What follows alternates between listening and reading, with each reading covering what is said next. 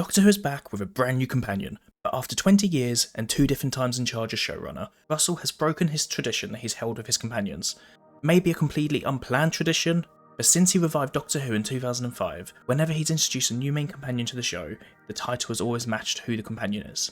Now, this video is only for the starring companions, not the extra companions that have joined in, so people like Jack and Mickey who are only part of the show temporarily, or any of the festive companions, they don't count towards this because they weren't a series regular.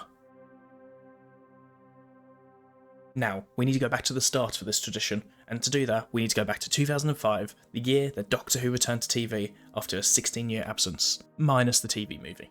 Russell took charge of his first series and introduced a fresh Doctor and a brand new companion in Rose Tyler.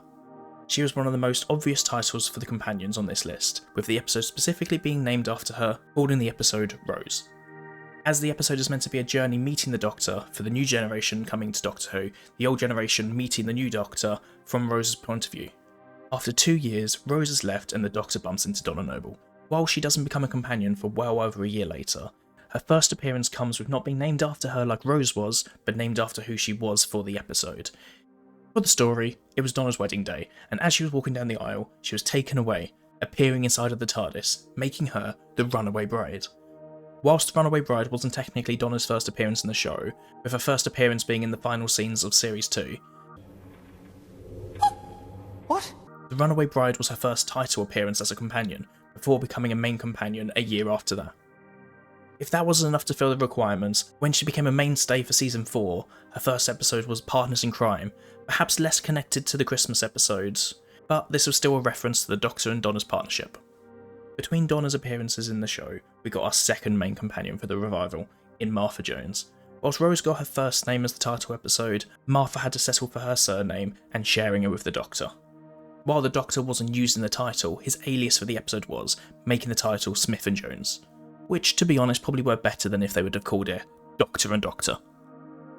And then obviously Martha would leave, Donna would come back. We've dealt with Donna already, we don't need to go into her again. We had a few other festive companions during the first era, but none of these became a mainstay like Donna did, so they don't get added to this list.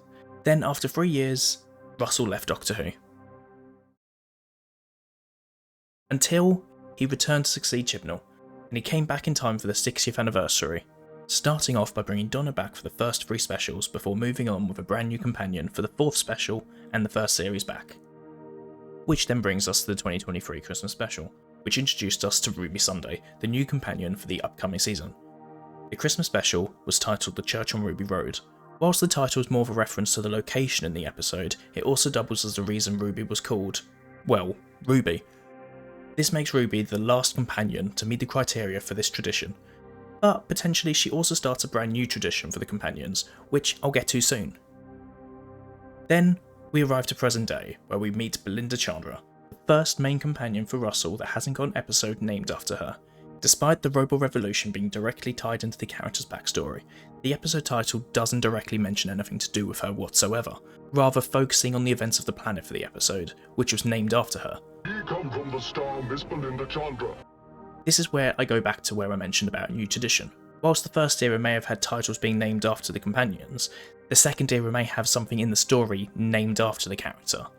Ruby had Ruby Road, and Belinda has Miss Belinda Chandra 1. Welcome to Miss Belinda Chandraville. Don't you stop. Now, for me, if they wanted to keep the tradition going, there's only 2 titles for this episode that I think could have worked. The first being Miss Belinda Chandra, or Miss Belinda Chandra 1. But I feel like the title's too long and it just doesn't feel right for the episode, so I understand why that one's not being used.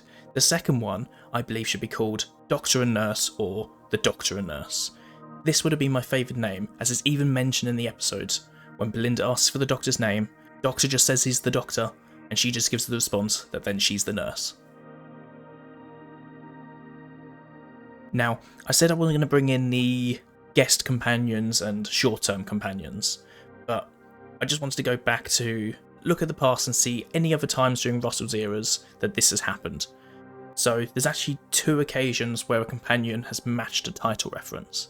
The first being 2008's The Next Doctor, where we meet Jackson Lake, who during the episode was originally portrayed as the successor for the 10th Doctor, until the Doctor learns he's just an ordinary man with an info stamp infused into his mind with information about the Doctor, making him believe he was the Doctor.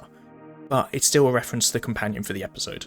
And then more recently, for Christmas 2024, we had Joy as the guest companion for the episode, and the episode title is literally named Joy to the World.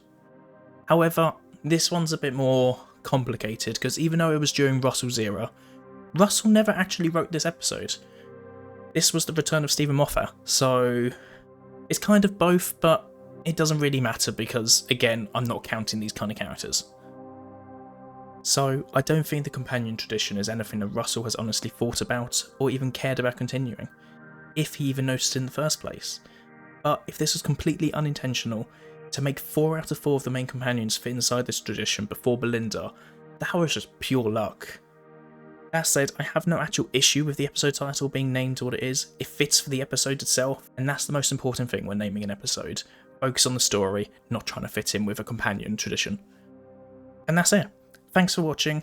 I'm not sure how often I'm going to be posting going forward, but hopefully I'll be trying to keep a more regular upload schedule than I have been for the last year at least. It might not be as much as it has been like when I originally started the channel. If you're interested about what's happening, I did do a community post explaining, so you can check that out on the community tab. Yeah, thanks for watching and I'll see you in the next one. Goodbye.